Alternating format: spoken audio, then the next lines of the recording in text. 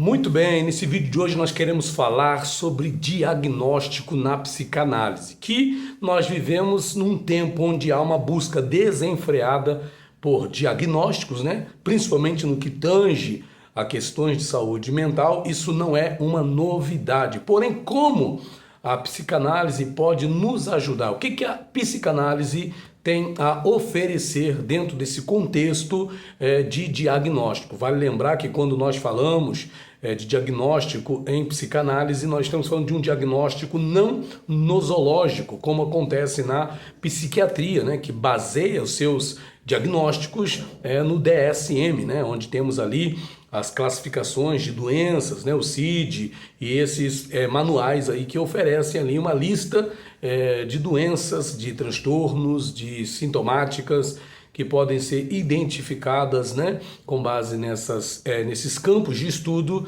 em cada sujeito, em cada pessoa que procura a ajuda em saúde mental. Porém, na psicanálise, o que nós temos é um diagnóstico que nós poderíamos chamar de estrutural. E por que estrutural? Vamos lá? Bom, na psicanálise, o diagnóstico não se baseia apenas em sintomas visíveis, né? Como acontece na medicina, mas na maneira como a pessoa se estrutura diante do desejo, diante da lei, diante da linguagem e diante do inconsciente. E é isso que é levado em conta na psicanálise quando nós falamos de diagnóstico. Como o sujeito ele se estrutura diante dos seus desejos, diante das leis, ou seja, das proibições, diante da linguagem, né? O inconsciente se estrutura como linguagem, como diz o Lacan, e também diante do inconsciente. Então a psicanálise leva em conta essa estruturação do sujeito. Freud e Lacan, inclusive, eles desenvolveram a ideia de que todo sujeito se organiza segundo uma estrutura psíquica fundamental. Então nós temos três na psicanálise. Nós temos a neurose, nós temos a psicose e nós temos a perversão. Como é que Freud, né? O que Freud trouxe assim mais especificamente? Freud, ele observou que os sintomas são respostas inconscientes aos conflitos internos que todos nós temos. Todos nós, de uma forma ou de outra, temos aí conflitos, né, internos, conflitos psíquicos, conflitos que se dão dentro das nossas mentes, conflitos que se ocasionam dentro de cada um de nós. E ele classifica essas estruturas clínicas de acordo com mecanismos de defesa predominantes e o modo como o sujeito lida com a realidade psíquica. E assim nós temos o que nós já citamos, a neurose, né, que é marcada pelo recalque de desejos inaceitáveis. Esse recalque seria um posicionamento, vamos dizer, de reserva, né? Ou de não aceitação, ou de até mesmo esconder esse desejo que a pessoa tem e que ela, por conta da lei, por conta das normas, por conta do que prega a sociedade, ela acaba recalcando. Esses desejos, então, tornam-se inaceitáveis e acaba originando aí as neuroses. Vamos entrar mais em detalhe daqui a pouquinho sobre isso. E temos também a psicose, que envolve uma ruptura com a realidade dentro desse conceito estrutural trazido por Freud. E temos também a perversão, que se caracteriza por uma relação particular com a lei e com o prazer. Lacan, que vai ser um outro pensador psicanalítico de extrema importância, também que vai retomar aí nessas categorias freudianas, e ele vai aprofundar essa análise usando a teoria da linguagem. É Lacan que vai dizer que o inconsciente se estrutura como linguagem. Para Lacan, a maneira como o sujeito se relaciona com a lei simbólica, né, com as proibições, com as ordens, com o pode, com o não pode, né, e que é representada aí pelo nome do pai, vai determinar a sua estrutura clínica. E a gente vai entender isso aí de forma prática, né? Primeiramente, vamos falar aqui um pouco mais da neurose, né? A neurose traz esse recalque do nome do pai. Na neurose, então, a pessoa reconhece, né, que existe uma lei, que existe uma proibição, que existe uma autoridade simbólica, que é o pai simbólico, que impõe limites, que impõe restrições, que impõe proibições. Mas isso é inconscientemente recalcado, ou seja, empurrado para fora da consciência. Um exemplo prático disso é um sujeito neurótico, né, que deseja algo que entre em conflito com seus valores morais ou sociais, como sentir raiva de alguém próximo, né, ou ter desejos sexuais considerados proibidos, né? Ele tenta esquecer ou reprimir isso, ou seja, recalcar mas o desejo retorna de forma disfarçada, como ansiedade, culpa, obsessão ou fobia, ou seja, uma neurose.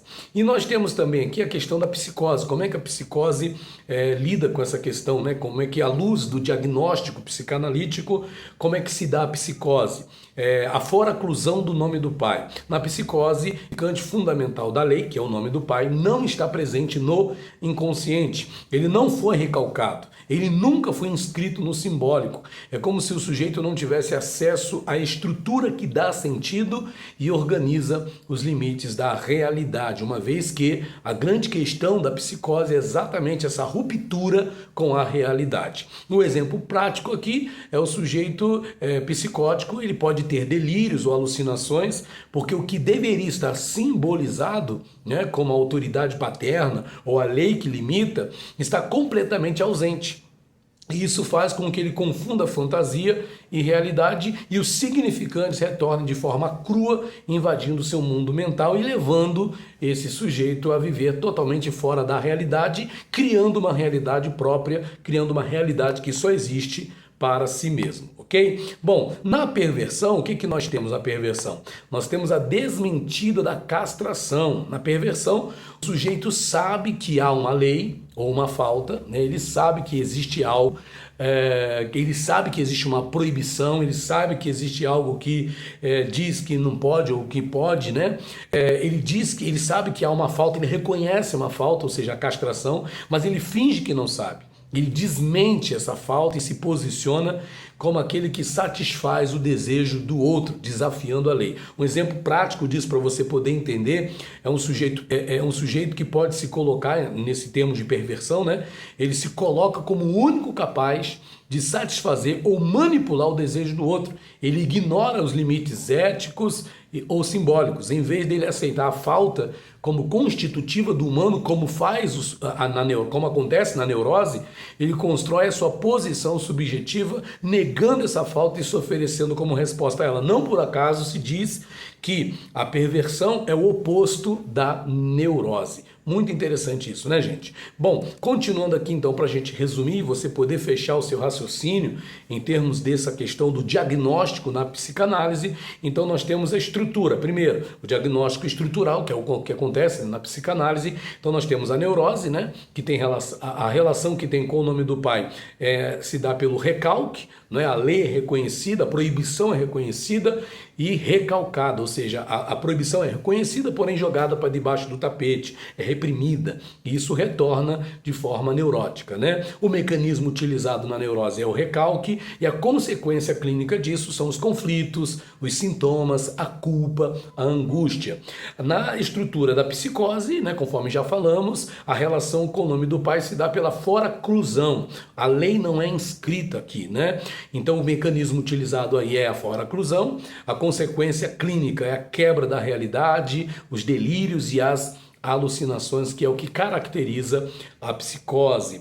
Na estrutura da perversão, nós temos aí a relação com o nome do pai se dando pela desmentida. A lei é negada conscientemente e o mecanismo utilizado é a desmentida. A consequência clínica que se dá são os atos transgressores, né? A manipulação da lei e da falta. Então, gente, isso é só um breve resumo de como se dá o diagnóstico em psicanálise. Espero que esse vídeo te seja útil. Continue ligado aí no nosso canal, ok? Curta, se inscreva no nosso canal e fique aí atento a novos vídeos que nós estaremos postando aqui sobre saúde mental, sobre psicanálise e afins, ok? Valeu, até o próximo vídeo. Tchau, tchau.